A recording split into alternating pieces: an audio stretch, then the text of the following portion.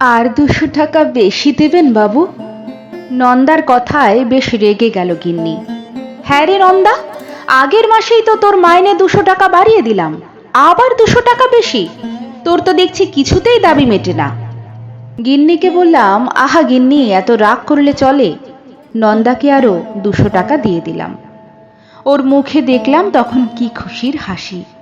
টাকাটা নিয়ে ও ব্যস্ত হয়ে পড়ল ঘরের কাজে। নন্দা মেয়েটা বেশ চুপচাপ, তেমন কথা বলে না। এক মনে নিজের কাজ করে বেরিয়ে পড়ে অন্য বাড়ির কাজে। সবসময় সে কাজ করে চলে, যেন ওর ক্লান্তি নেই। নন্দা এ বাড়িতে কাজে এসেছে মাস 6 হলো। আগে একজন কাজ করত, সে কাজ ছাড়ার সময় নন্দাকে কাজটা দিয়ে গেছিল। নন্দা তাড়াতাড়ি করে কাজ করলেও নন্দার কাজ বেশ পরিষ্কার আর গুছানো, তাই গিন্নিও আর আপত্তি করেনি। সেদিন বসার ঘরে ঢুকতেই অবাক হলাম দেখে, আমাদের বাড়ির কাজের মেয়ে নন্দা আমার ইংরেজি খবরের কাগজটা মন দিয়ে পড়ছে। জিজ্ঞেস করলাম, কি রে নন্দা, তুই ইংরেজি কাগজ পড়তে পারিস? নন্দা শুধু মাথা নেড়ে সম্মতি জানালো। বললাম, কতদূর লেখাপড়া করেছিস তুই?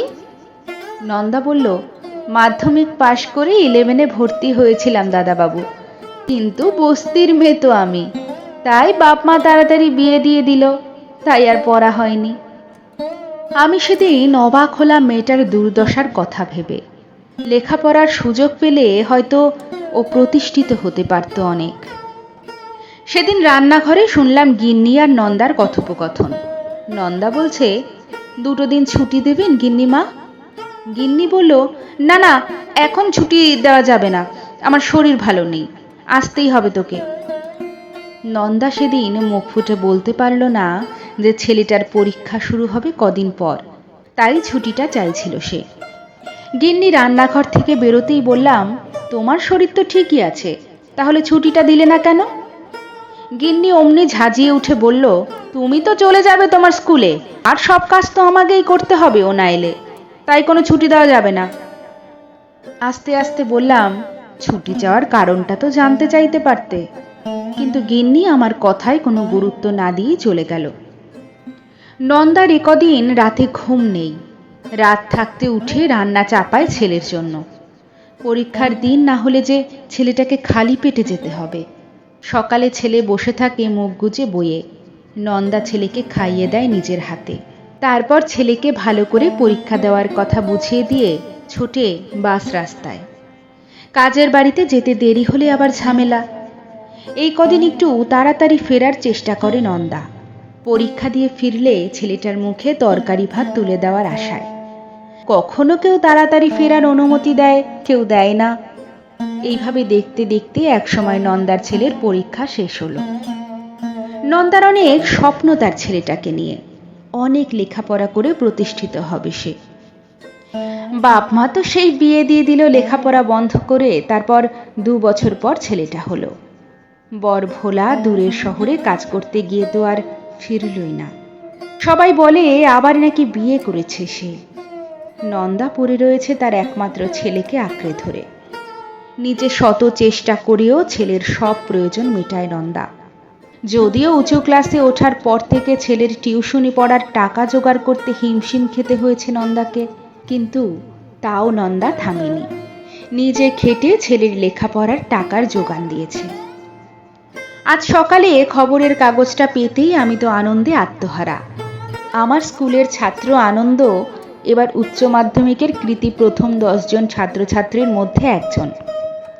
বারবার বলেছি, সত্যি ছেলেটা জিনিয়াস। ওই ছেলে আমাদের স্কুলের নাম উজ্জ্বল করলো। আমি খুব খুশি আনন্দর শিক্ষক হিসেবে। রিটায়ার হওয়ার 1 বছর আগে আমার এটা অনেক বড় প্রাপ্তি। এর আগে আমাদের স্কুলের কোনো ছাত্রছাত্রী এত ভালো রেজাল্ট করতে পারেনি। তাড়াতাড়ি করে রেডি হলাম দামি শার্ট প্যান্ট বুট পরে। আজ নিশ্চয়ই সাংবাদিকরাও স্কুলে আসতে পারে। যতই হোক, আমি কৃতি ছাত্রের শিক্ষক বলে কথা। গিন্নি সামনে বলে চলেছে, কি আক্কেল নন্দাটার, না বলে কয়ে হুট করে কামাই। আর ওকে কাজে রাখলে চলবে না তো, বলে দিলাম। আমার এখন এসব শোনার মোটেই ইচ্ছে নেই। বেরিয়ে পড়লাম স্কুলের উদ্দেশ্যে। স্কুলে পৌঁছে আনন্দকে অনেক আশীর্বাদ করলাম। রেজাল্ট দেওয়া হচ্ছে, সব মাস্টার মশাইরা সেখানে উপস্থিত। একজন শিক্ষক প্রশ্ন করলেন, আনন্দ, তুমি তো এত ভালো রেজাল্ট করেছো, তোমার জুনিয়র ভাই বোনদেরকেও একটু বলো তোমার কঠোর অধ্যাবসায়ের কথা।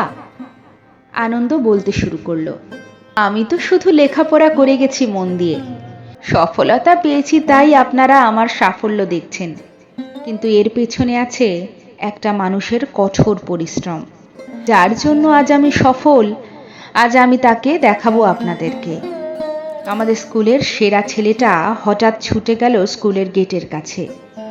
দেখলাম হাত ধরে টেনে আনছে একজন মহিলাকে, কিন্তু এই মুখ তো আমার খুব চেনা, এই যে আমার বাড়ির কাজের মেয়ে নন্দা।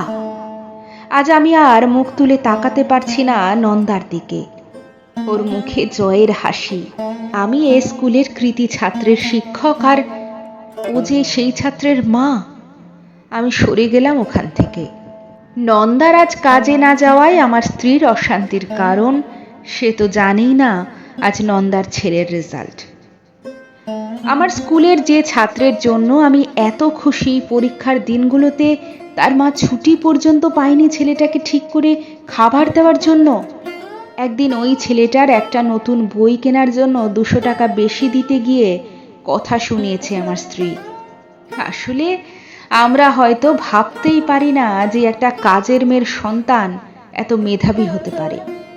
বাস্তবেও কিন্তু এমন হয়। আমরা শুধু নিজেদের সমস্যাগুলো দেখি, কিন্তু এর প্রয়োজন আছে ছুটির কিংবা টাকার, অনেক সময় আমরা সেসব ভুলে যাই। বাড়ি ফিরতে স্ত্রী শুরু করলো, নন্দা কাল এলে টাকাটা মিটিয়ে দিও, আর ওকে আসতে হবে না। নিজের সন্তানের জীবনের এমন একটা গুরুত্বপূর্ণ দিনে মা কাজে আসেনি বলে তার কাজটা চলে যাচ্ছে। পুরো ঘটনাটা না জানলে হয়তো আমি এটাই করতাম। কিন্তু স্ত্রীকে পাশে বসিয়ে বললাম, তোমার ছেলে যদি পরীক্ষায় সেরা 10 জনের একজন হতো, তুমি কি ছেলের পাশে থাকতে না? গিন্নি অবাক হয়ে বলল, তার মানে? সবটা বলতেই গিন্নির চোখ মুখে ফুটে উঠল অনুশোচনার ছাপ। পরের দিন সকালে গিন্নি আমাকে তাড়াতাড়ি ঘুম থেকে তুলে বাজারে পাঠালো। বাজার আনতেই নিজেই রান্না চাপিয়েছে দেখলাম। নন্দা বোধহয় আজ করেই এসেছিল বকা শুনবে। চুপ করে এসে ঘরের কাজে হাত দিতেই গিন্নি বলল, সোফায় বস, আমি আসছি। নন্দার চোখ মুখে দুশ্চিন্তা। আমি দেখলাম আমার রাগে গিন্নির হাতে এক গাদা টিফিন বক্স এনে ধরিয়ে দিল নন্দার হাতে। বলল, বলিসনি কেন সবকিছু? বল, এগুলো ছেলেটাকে খাওয়াস, বলিস আমি পাঠিয়েছি, আর একদিন আনিস আমার বাড়ি। ছেলে মেয়ে বড় হয়ে ভুলতে বসেছে আমাদের কথা, তাই মেজাজ ঠিক থাকে না রে। যাবন, 2 দিন ছুটি, তোর সব কাজ আমি সামলে নেব। আমি বললাম, নন্দা, এই নে, এটা আমার প্রিয় ছাত্রের আনন্দের জন্য উপহার, তার মাস্টার মশাইয়ের তরফ থেকে। বলে 2টো নতুন জামার প্যাকেট ধরিয়ে দিলাম ওর হাতে। নন্দা অবাক হয়ে তাকালো আমার দিকে।